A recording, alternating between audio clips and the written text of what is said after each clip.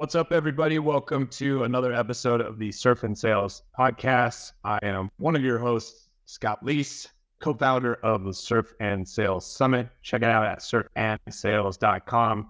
We've got tickets available for both sessions, November 27th through December 1st and December 2nd through December 6th. How's it going, Richard? It is going well, man.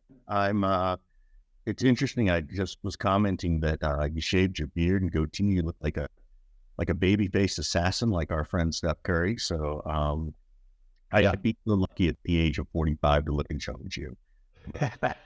Well, I'm only 10 days away from turning 46. You can believe that. That's all right. I can't cheat. I even ordered your birthday present today, so look out in the mail. Well, I hope you're shipping it to London, England, because that's where I'll be on my birthday. That's Richard Harris, everybody, the other co-founder of Surf and Sales. Together, we formed the Surf and Sales podcast. We're joined today by my friend, Todd Busler, who is the founder of Champify. Richard, tell everybody about our wonderful partner and sponsor in HubSpot. Yeah, absolutely. So HubSpot has been really supportive to us, and so we gladly want to support them. We're part of the HubSpot podcast network, and we're actually part of the HubSpot YouTube network, which, Scott, by the way, we're starting to get the YouTube videos back up on the roll online, so those will be good for folks too if you like to watch the episodes. Just when I thought that my baby face would not be exposed to everybody, Richard has put us on YouTube. Okay. Yes, absolutely. We've been there. We've just been a little lax. Now we're getting back into it. A couple of things we want to share about HubSpot and their AI-powered tools. The revolution is here. You better embrace it. We know a lot of people are freaked out and scared by it, but the more you embrace it, it will become, which then helps with your own job and career security. So the AI revolution is upon us. And if you're concerned about how to use ChatGPT, it's important to know that even ChatGPT apparently is trouncing Taylor Swift about things. At least that's the notes that HubSpot has shared with us. But check out their power tools. They have a content assistant and they have ChatSpot. They have conversational virtual assistants backed with a smooth CRM experience, so it's not sort of bouncing around from one platform to the next. They do run on OpenAI's ChatGPT model, and they're designed to get more done, grow your business better, bigger, faster. And specifically, the content assistant's really nice is that it helps with the compelling content that matters because there's so much noise out in the marketplace. So anything we can do to help us get started, relevant content is super helpful. It'll help you brainstorm, create, and share content in a flash, all inside, and you can capture it inside your CRM. So anyway, let's come back to the show. Thank you to HubSpot and your AI-powered tools content assistant. Todd Busler, founder of Champify. Welcome to the Surf and Sales podcast, man. Appreciate you having me, Scott. Looking good and look kind of naked without the beard. Well, give it a couple of days and it'll just be back already. So, yeah. I got the CTO of HubSpot on that My First Million. That guy's awesome.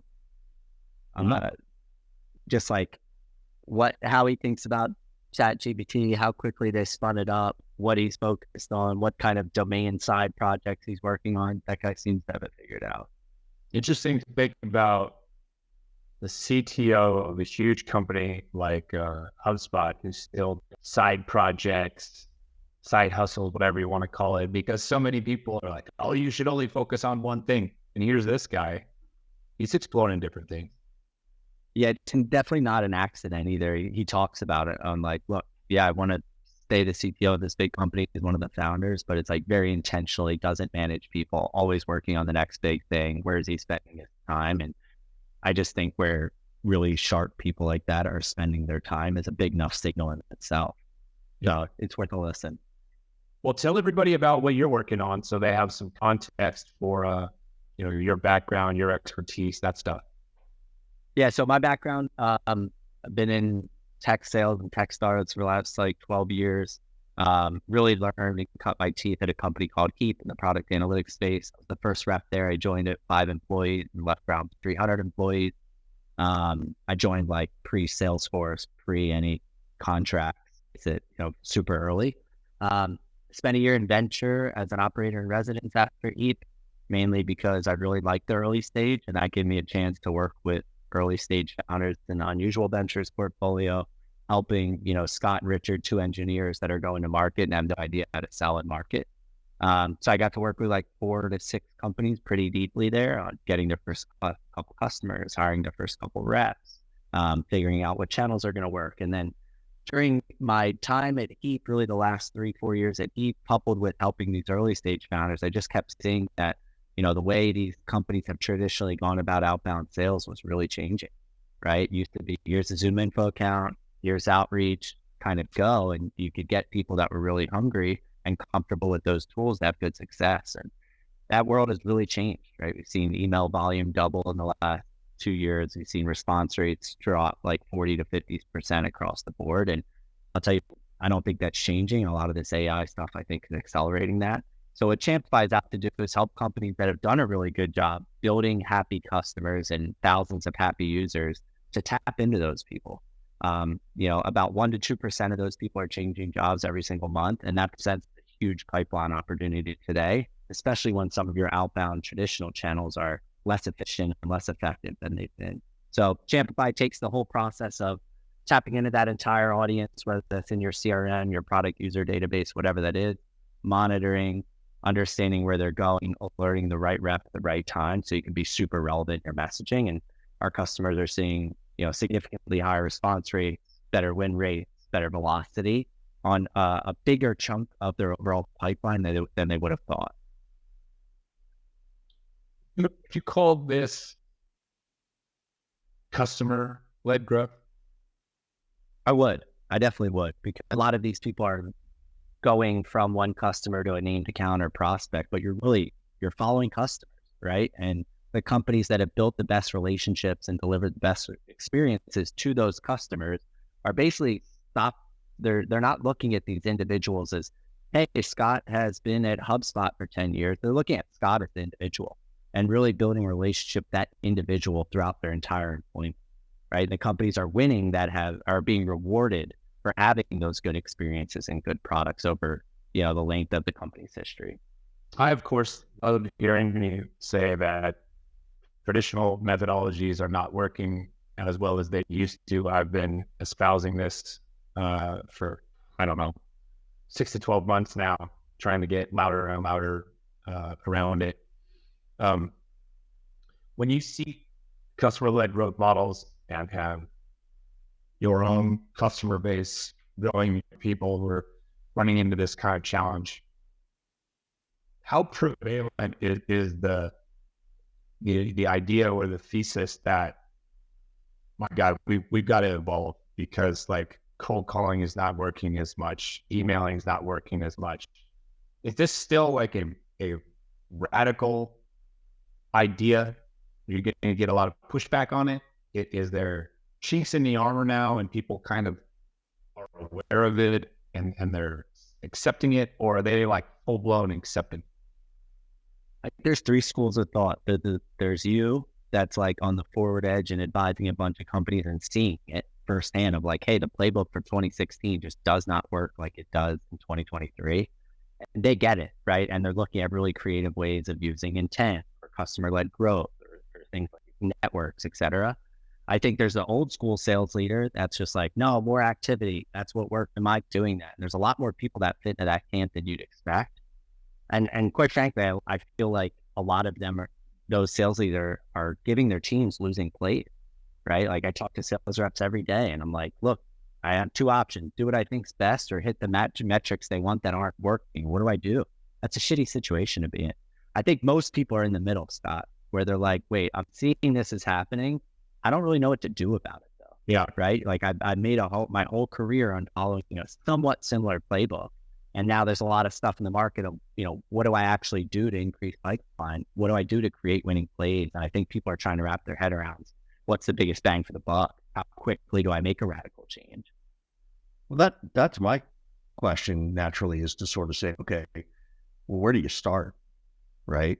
And I think a lot of leaders would be stuck in that okay, I want to start. I'm not sure where to start, how to start, and what's it going to do? How do I explain it to my executive leadership team or my board that we're taking this shift in approach? And is, because the concerns can be, oh, our pipeline's going to not get built as much because we're making this shift. So where does one even start with those kind of thoughts in their head? I think they need to be radical changes, right? Like, my take on this, I think a lot of SDRs, a lot of AEs, especially in the SMB space that have been prospect heavy, which I think is a good thing, have become outreach and sales off monkeys, where they spend most of their time just like going through menial tasks. And I think what you're starting to see is the best orgs are saying, okay, if a lot of what they're doing can be automated, let's put the smartest RevOps, go-to-market engineer, growth person and try to handle that, right? Because you don't want to see activity drop. Like, you can't dramatically cut 90% of your activity and think you're going to see the same result. I think it's just who's spending and where. But you do have to make some radical shifts around, hey, these are the activity metrics that have worked the last 4 or 5 years. And now I don't actually care about the number of emails you've sent. I don't actually care about how many calls you made. And you've got to go and try to goal on things that matter, whether that's quality conversations, whether that's referrals, whether that's intros to a warm account. Yeah. So, and I'm the tactical guy. Like, I agree with you strategically. Where do I start? Right. I'm a VP of sales, or even I'm a CRO, right? And to your point, I'm stuck in my old school ways, but I do have a growth mindset. Do I shift people? Do I cut my team? Do I start to shift people to your point of, creating more of a analyst ops person on outbound, or how you're approaching it? Like, where do we start? I think where you start is, let's go look at what's not working. So you're sending 10,000 emails and getting a 0.08, half of that's positive response rate. Like, okay, we don't need to be doing that. So exactly what that's replaced by, we're seeing a lot of folks like, hey, take your RevOps team, a revenue engineer, and try to do what 10 of those SDRs are doing with one individual. Good email warming, really good use of AI or scraping to get the right information that you need. And then you need to goal the reps on other things. Like, is this going to be referrals? Is this going to be everyone's doing small micro events to get people in person? Is this going to be, hey, we're going to spend way more time than we have in the past tapping into our investor networks, tapping into our advisor networks? Like, they're the things that don't get enough attention, in my opinion. And I think the goals have to change those behaviors. I think that's really smart too, because I think we've all said this. We've all talked about leveraging our networks. And then to your point, because I'm not gold on leveraging the network, right? The problem. So then do those goals become, hey, we still want to set the same, I'm thinking very simply at the SDR. Yeah. You can still set the same number of meetings, but I don't care how you do it. And I'm going to teach you how to do these other things, right? It's not just email, not just cold calling, and keeping those components, because that's probably still part of the equation of teaching them how to go to the board, teaching them how to do those things. Is that what I'm hearing? Yeah. To be as tactical as possible, we have one SDR, a handful of folks on the sales team. Like, don't get me wrong, we have a target list of accounts that we're going after. We know all the contacts in there that we're trying to get into, but it looks very different. Like, a lot of our SDR's time is spent like, okay, how are we cross-referencing the connections that we have into these companies? Who's going to be the person that has the highest likelihood to get that response? And getting meetings that way might look like 15 emails to get 3 meetings versus 2,000 emails. This is one of the resistances I always saw when trying to do this was, Scott's my CEO. I see that Scott's connected to Todd. And as an SDR, there was a lack of internal buy-in and communication on who could ask Scott to send that message and what message to send. Or do we empower the SDRs to copy Scott on the email and just say, hey, I'm reaching out because I know you're connected with Scotty, CC'd here. Here's what we're trying to do. We'd love to get a meeting with you. Like, have you seen an approach? What do you see? What do you see is working, not working, et cetera? I think there's a concept of a supporter, like a Scott for us, right? Or our main investor, et cetera. I think there's someone that owns that relationship and everything should be filtered through them, right? So how do I get Scott to make time to do that for me? I think that's like inherent or not. You either have CEOs that are like, look, I believe in this is the way, and I know this is worth a couple hours a week to do that. Now, the SDR should make it as easy as possible, but people shouldn't be bombarding Scott with 50 different intros from SDRs. It should come from the person that has the relationship, and then ops and the SDR should make that as easy as possible for it to actually happen. That's the part I want people to listen to, is that I think we've all been too afraid to do it. There is this question of over-indexing on someone like Scott. Scott, for those who weren't watching on the YouTube channel, he gave us the Johnny Manziel money sign. But Scott, you're the CEO, so the money should be there. So we have to remind you of that, not just pay you on our special referral bonuses internally. But I think you're right. There has to be a strong process to align that, to help get that buy-in from those C-level executives, because otherwise, the C-levels know everybody, right? But I also love the one part you said, which I want people to go back and play, is that Scott has to commit to 2 to 3 hours a week of doing this. The CEO, the CRO, the executive, whoever it is, you've got to get that commitment. And if they aren't willing to commit, but they're going to keep yelling at SDRs and AEs to make more calls and emails, then you got a big gap. I think you got a big problem, if I heard you correctly. I think you heard me correct. I think the key is, if you have an empathetic leader that sees the current plays that sales leaders are giving that aren't working, then they have to buy into that. I think the problem with what you said, Richard, I think you can get a lot of people committed to it, but I think it's more commitment they need. It's easy to be like, cool, we have a shared spreadsheet. Here's some connections we have, but it's like, a lot of these people don't answer in the first time. Who's owning that follow-up? How do you put this in the tone? How do you use the EAs, right? There's a lot more that goes into it. It's really commit, right? It's really committing to it, but I think these are smart. So show the metrics on the alternative, right? And in 2 to 3 hours, it's going to look cheap versus, 10 people investing 40 hours a week. So how do you be that empathetic leader? You say that as if that would mean I'd have to change or adjust who I am and then how I've been. No, false. So that means we need a new standard list but we need a new list of KPIs, basically, right? 100%. I mean, we do this internally. Our SDR, we have a Slack channel. What are we doing this week? What are we doing this day? How do we perform, et cetera? We're still doing some of the standard outreach because I think we're new enough that there's a lot of kind of, hey, what is that thing? People will take meetings with us. But every single day, we have a list of contacts through our network that we're going after. Hey, what's the status of this? What are we getting? And we're measuring the conversion rate just like anything else. The numbers and quantity are a lot lower, but they're still leading indicators. So what are those KPIs? So I think you can't abandon everything that has historically worked because it still works a little bit. It just doesn't work as good. So no one, I think, is advocating, stop cold calling, stop researching and sending, good emails, all that kind of stuff. No one is saying stop picking up the phone and calling people, stop sending good, well-written emails. You still have to do that, but they just don't work as well as it used to. So what are these new KPIs? You're saying, yes, we need new KPIs, but what exactly are they? I have ideas of what I think a few of them would be, but I want to know what you think those. Yeah, here's what I think, and I'm curious to hear you as well. So, and I want to make it clear, I'm actually hot on cold calling right now. I actually think there's a little bit of arbitrage there where people have gotten scared of the phones, and people, depending on who your persona are, you can still get a lot there. We do a lot of that here. And I agree with you, Scott. It's not going away. It hopefully becomes less of your overall mix. I think about it like this. You have pipeline mix. Right? We do a lot of podcasts. We do a lot of events to get people coming inbound. Hopefully that continues to grow. It takes time. SEO and all that takes time. The pure outbound direct motion, you're not going to the emails. What we try to do is split it into two. So how much can we automate with our CTO and head of product? We're actually doing a lot of using ChatGPT to go and understand who are their customers, what's their G2 reviews, et cetera. So you can automate the menial stuff that SDRs are doing.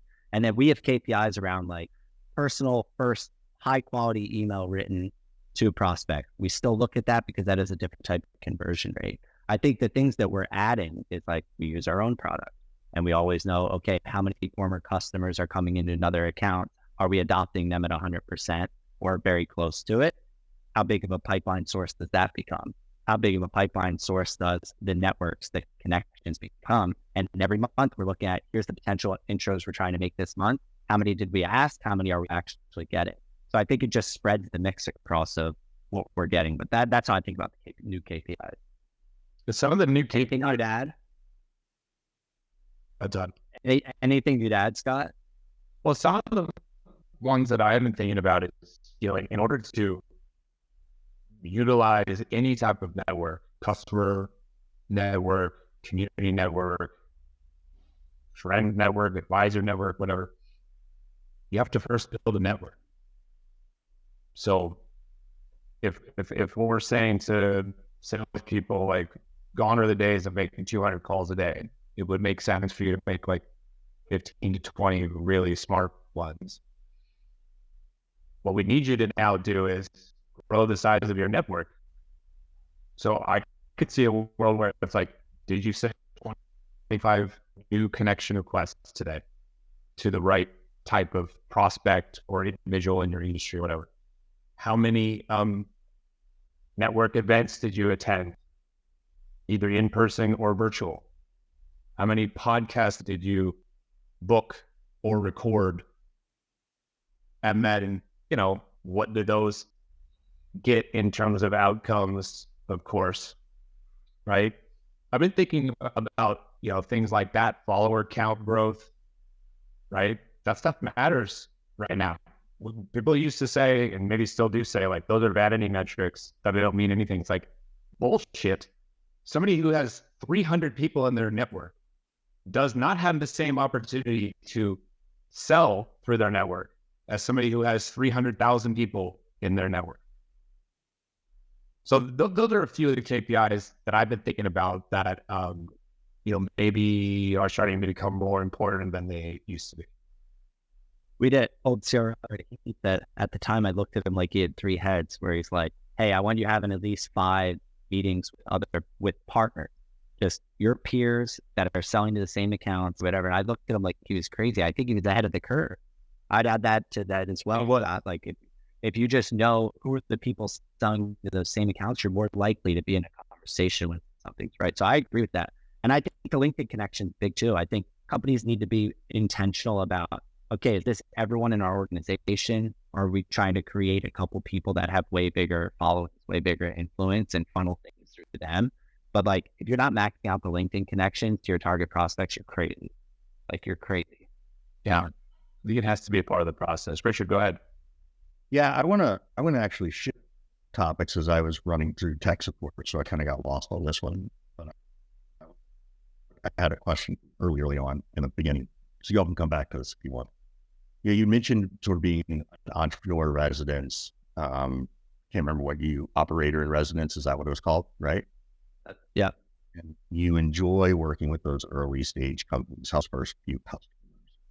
What are people getting wrong about that? And what are they getting right about finding those first few customers? Because I think that's a big thing that is tough. Like, the old current methodology is friends and family, leveraging your VC network. Is there something else, or is that really still where people begin? I think the friends and family, the investor network, if you're in communities or in accelerators, 100%, that's going to happen.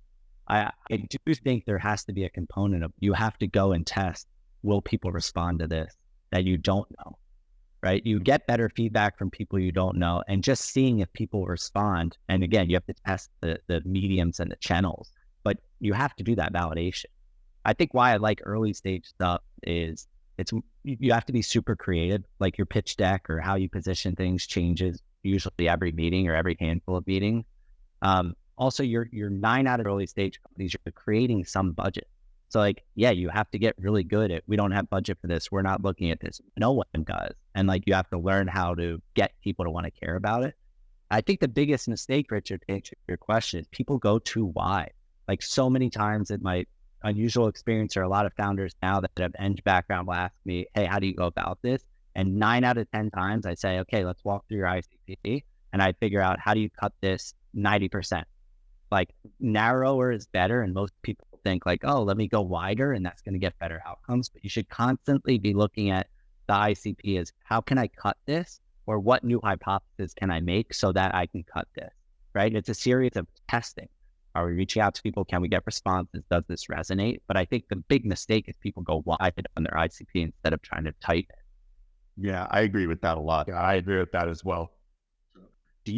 When you were doing this, what stage, what level of funding did these young companies have? Because there's another question behind that, but were they at a million in funding from y'all? First check. First check. So it could be two guys and a deck and an idea.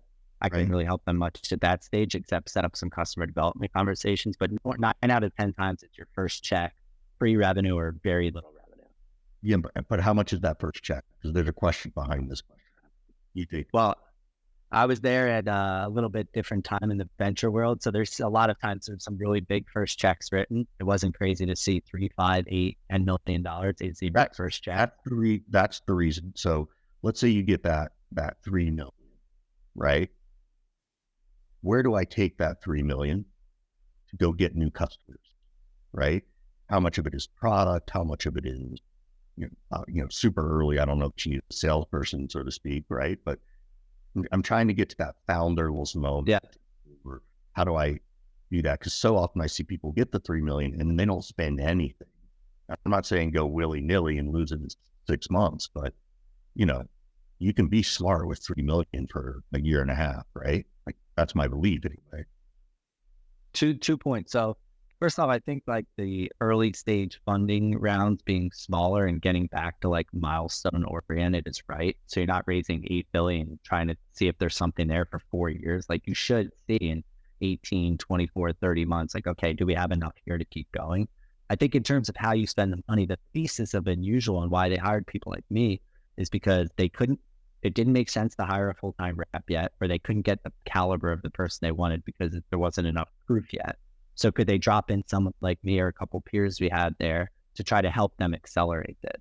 In terms of how they spend the money, it depends, right? If you have an enterprisey product, like, yeah, maybe you need to do some of that. If you have something that's more PLG developer oriented, like you have to put money into the free product. You have to put money into the product launches. You have to fund a really good product, a free product with a lot of engineers working on that thing.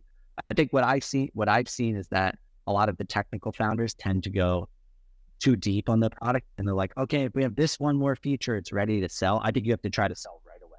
Like ask for money the minute people are using it, because you don't really get good feedback otherwise. Yeah, I'm advising a company right now with that, and we're just, we're trying to go out and get those first couple of customers. And I don't know if Scott would agree or you would agree with this. I've said that we should probably get 2 to 3 customers in beta, give it to them for free, just for product feedback.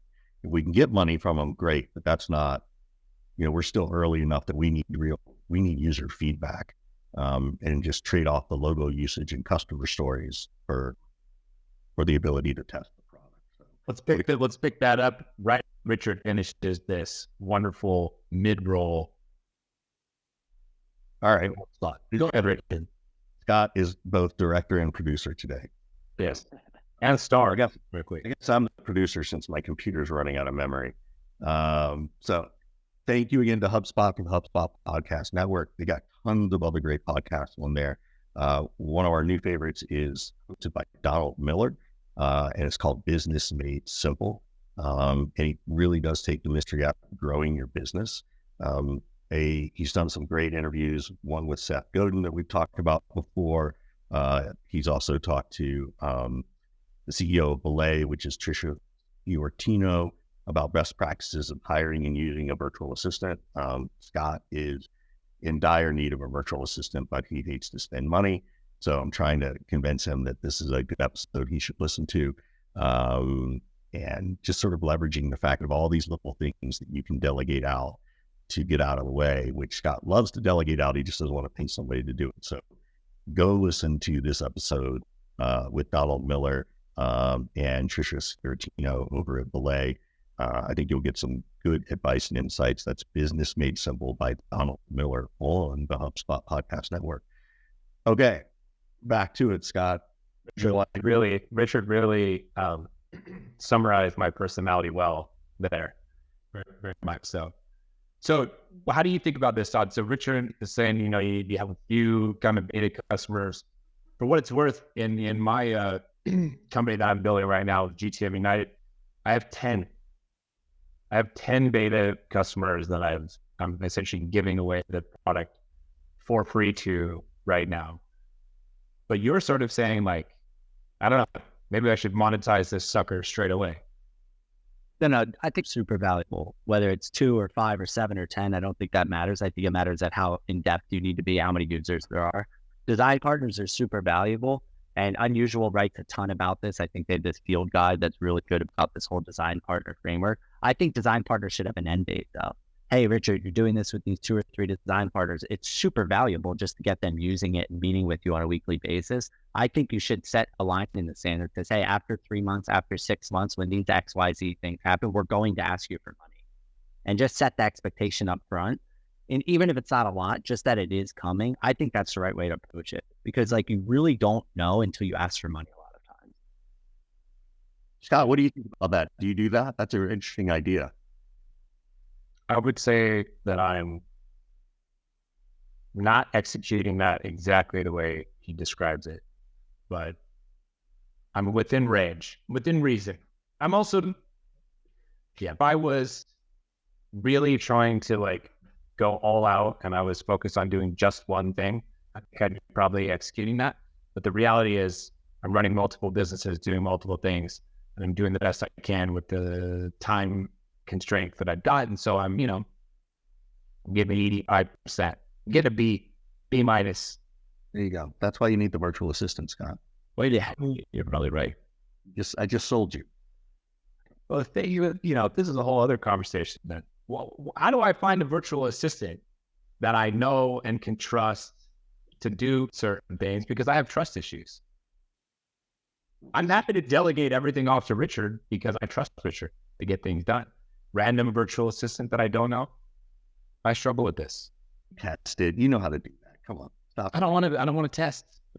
I don't want to hire anybody that I don't already know is amazing. This is why I will never be able to build like a big company.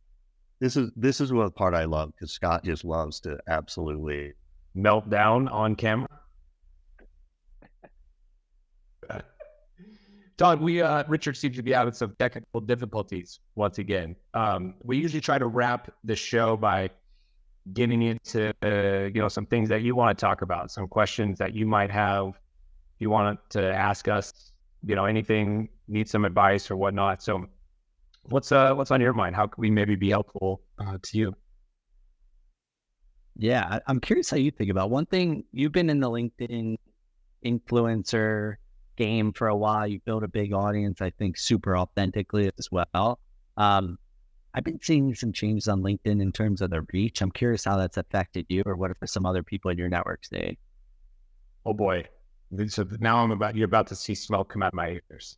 I 100% agree with you, along with a lot of people in my kind of circle that are at similar levels. I would say in the last 3 to 4 months, we've had our engagement cut by 70 to 80%. An absolute massive trend. Now, some people would say, well, maybe your content has sucked and, changed or what have you. But not really, not across all of us. Is there a post or two of mine that, has been maybe a little bit lazy that maybe would have done pretty darn good before? Sure, I'll cop to that. Maybe there's a few that are that way. But we've tested it a lot of ways. We've taken posts that did thousands of likes and reached 500,000 people and kind of, reframed it a little bit, not expecting it to get the same reach, but expecting it to get pretty close. And it'll like tank. Bringing new things, creative things that, we thought had good hook, good appeal or whatever. And the reality is like, whereas you used to be able to write something to get 1,000 likes on something, now you're like, can I get 200? And this is across lots of different people, lots of different fields. I'm talking about people I know in marketing, people I know in sales, people I know in entrepreneurs, people all over the world. So it's been a huge, huge hit, and honestly, like, pretty demoralizing, candidly. And a few of us are like, man, I don't even, is it even worth doing this anymore? So it's been tough. It's been tough. Is it, if you're talking to Scott 5 years ago, is it worth it? Like, I think that, you know, you guys have done a nice job with podcasts and newsletters and other mediums that you've owned, but is it worth it for someone that doesn't have that yet? Well, it's 100% worth it. I mean, you could make the argument that the only reason Surf and Sales exists and has ever sold out and turned profits is 100% on the back of me and Richard's LinkedIn profile. You could make the case that most of the business that we've both gotten, at least me, got in our consulting practices is on the back of our networks that we built on LinkedIn. So it's definitely worth it. It does seem to me that people who are newer and kind of coming up, like, they're getting amazing reach, the reach that people who've been around for a while maybe used to get. So it actually might be a really good time for people to get started who don't have a big following as of right now. Maybe they change something where they're kind of trying to amplify newer voices and, you know, kind of one of the people who are old salty dogs, if you will. I'm not sure, but it's definitely worth it. And I personally think that the only way you're going to be able to get into deals in the future is through your network. And if you don't have a network, I don't know how you're going to get into deals. I don't know how you're going to find jobs, all this kind of stuff. So it's 100% worth it. And somebody like yourself, at some point in time, your role sort of is just going to morph into being only a recruiter and only an evangelizer. So you've got to become the figurehead, man. So if you're a founder like that, your goal should be, how do I get Todd to, you know, max out my connections, help people out, produce good content, write about interesting things and learnings, and network like crazy. Definitely worth it still. You agree, Richard, or disagree? 100%. I'll keep it short because I might get cut out again. Apparently my computer hit its memory capacity. So that's why I keep glitching. Thank goodness for another tool that's in here recording as a backup.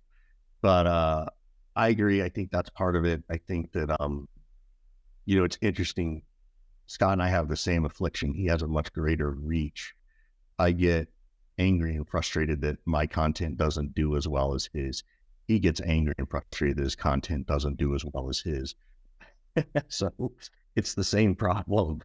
But you still have to keep doing it. And I think you have to, I don't know what the alternative is, the other piece, right? The alternatives actually are going to the micro communities that are out there. And there's so many good ones, right? Scott's TTM group is really good. I'm a fan of Modern Sales Pros, Sales Hacker. There's quite a few of them out there. So there's some great communities. I think that's where some of the stuff, Bravado is another one we like, Corporate Pro and Steel. That's where this stuff's going to happen in your micro communities. My concern there is that they become too micro. You can't reach the other people you also need to reach. And maybe you don't. Maybe that's the whole game. You don't need to reach the larger LinkedIn network. I don't know. So it'll just be interesting to see where this goes in the next 6 to 12 months for sure.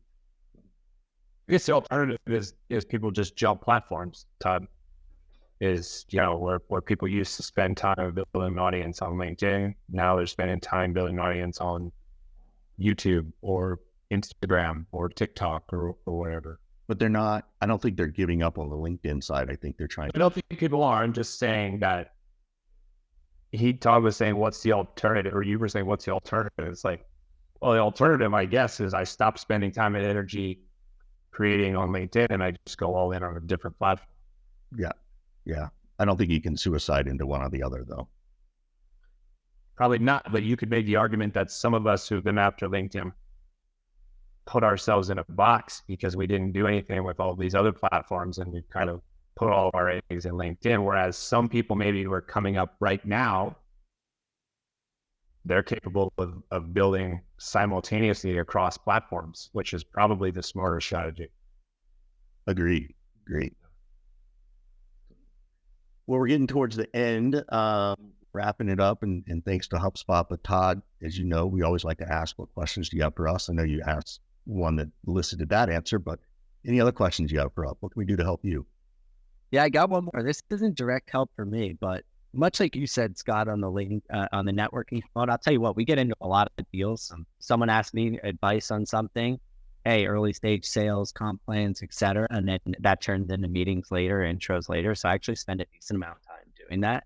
Question I've gotten like 3 times this week, and I have the way that I approach. I'm curious how both of you do, and have you both study stage companies, is how do you approach the first AE comp plan? Or if you go the Jason Lemkin model, hired to it at the same time, how do you approach that? How do you guys advise early stage founders, maybe have a little bit of paying customers, but hiring their first rep? How do you approach that comp plan in a world today where, you know, you have to be efficient probably from day one, and that big funding round isn't 12 months around the corner? Well, I don't believe in hiring 1 rep. I actually don't really believe in hiring 2 reps. If I'm going to hire reps, I want to hire 3. With 2 reps per Jason's model, people can partner up. There's less competition when there's 2 people. There's more of an incentive to like make each other look pretty good. You add a 3rd person into the mix, and one person's going to be like, I'm going to whoop that ass. Right? And that, I think, drives more innovation, more results, more data a little bit faster. So always, the very first hires I've hired in 3. I expect one person to be great, one person to be good, and one person probably to tank. And then I learn from there about the backgrounds of each of them and what type of rep works and what type of situation, and then I adjust accordingly. What do I do for the comp? I assume you're talking about the variable comp part. So my belief on the variable comp part is that I incentivize the hell out of people early on. I would rather massively overpay initially to get results and to learn and to see how all this shakes out. The worst thing in the world that I could do would be to barely pay somebody any commission over their first couple months because I've set these insane targets, or even if they're hitting some of those targets, I'm just like being too stingy with my money and they're not that motivated or whatever. I'd rather overpay. So I think about that.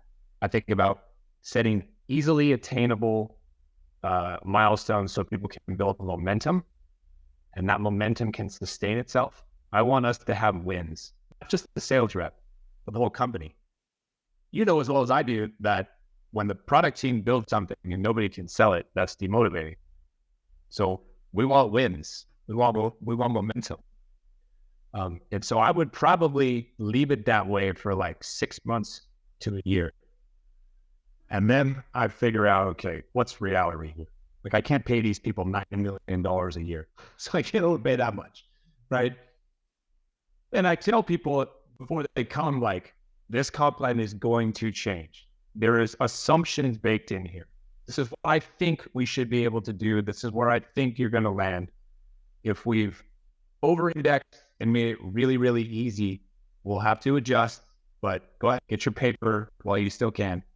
If we've under-indexed and made it like way too hard, then chill for a minute. We'll make it a little bit more fair and reasonable. And if you can handle that little bit of ambiguity and unknown in that period, then it might be a good fit for each other. So that's how I always go about it. Richard? Yeah, I agree with Scott on a lot of this. I always fell into the hiring 2 people model as well. Having worked with Scott, though, I also know, Scott, that if he hired 3 and 1 sort of tanked, he'd probably try to find a different role for them. That person might be better suited for an ops role. They might be suited for some other role. So it's not like he's going to take 3 and kick 1 out unless he absolutely has to.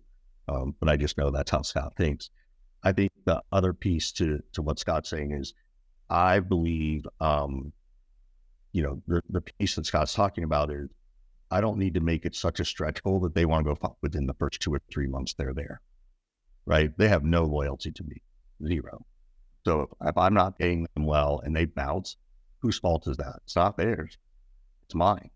So I'm a big believer of, you pay them their ramp the first 3 to 6 months. I don't want them worrying about if they're going to make their commissions the first 3 to 6 months. I want them to worry about building out a pipeline and getting me information and intel that I need to make the right revenue piece. And to Scott's point, if we're going to blow up the company in 3 to 6 months because I overpaid a rep, then we've got a bigger problem as an organization in the first place. So I completely agree. So for me, that's the mindset behind what Scott's saying that I think people don't think about. I also think when you hire 2 or 3 people, you're not necessarily committing to 3 1-year salaries. You're committing to 3 90-day or 180-day salaries. So, keep in mind that all of a sudden it's not as expensive as one thing. If you do it right and all 3 are performing, then you're so much ahead of the curve for the next round of funding, for the next growth. You get to your double, double revenue kind of thing. So I'm more focused on the positive outcomes that can and will happen, to Scott's point about momentum, than I am about how much money I'm putting out the door, which was kind of back to that question I asked, which was, so I've got 3 million, what do I do? Where do I start? Well, if you're going to start with sales, this is what you do, right? And you hire 3 people. At most, you're committing 300,000, 400,000, and you can trim that quickly if you have to. But you're not about to lose all 3 million. But that's what freaks people out. They're like, oh my God, now we only have 2.6. Well, actually you have more because you haven't spent it. You're just budgeting. Same way I think about equity. Everybody's worried about giving away equity. It's compensation that you could ever give away. Somebody has to be there for 12 months in order to even get any of it. We worry about giving it away too much. How many VPs of sales do you know who actually last all 4 years and keep all the equity you gave them? I never did. Nope. I always lasted 2.5 to 3 years. Good question, man. Had her today. A team headed projects still did the same problem. Yeah. Richard and I are got to. I'm his longest relationship. Yeah. Hey, we appreciate you being on the show, Todd. Where can people find you, man? Yeah, I'm on LinkedIn, Todd Busler, or Champify.io. Happy to chat all things that we talked about. I don't know anything about virtual assistants or getting more memory on your computer, but otherwise happy to talk. Good. Well, I hope everybody learned something from this. Todd was basically useless for Richard and I to solve our problems. See y'all next time on the Surf and Sales podcast. Thanks for joining. See you guys.